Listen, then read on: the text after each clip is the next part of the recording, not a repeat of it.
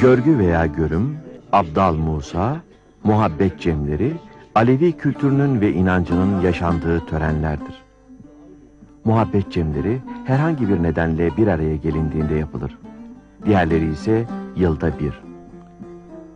Bu törenler hem dini bir gereksinimi karşılar hem de topluluğun birlikteliğini pekiştirir. Yardımlaşmayı, paylaşmayı öğretir.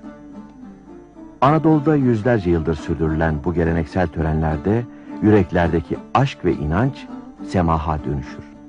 Arzuhan eyledim bir yüzü yâre attıra attıra attıra attıra attıra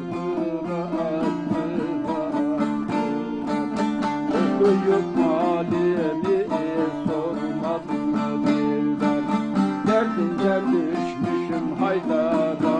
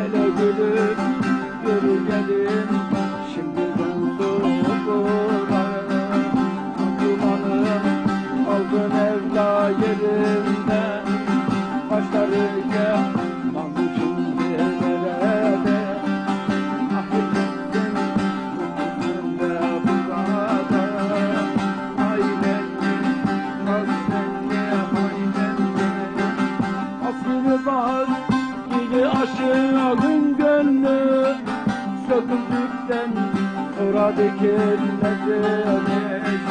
Ne kadar dersen yarşalı geldi. Hep güzelim, hep güzelim, tarih çekilmezmiş. Güzeldir, nerede derlerse anlardadır, içine derler çekmiş.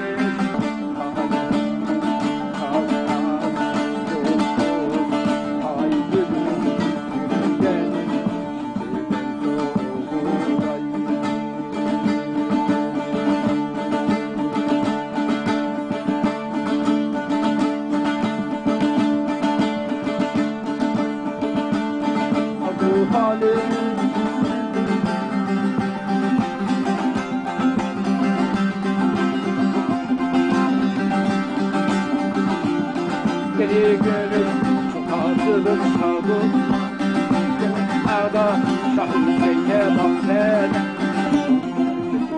Allah Allah Allah Allah Allah Allah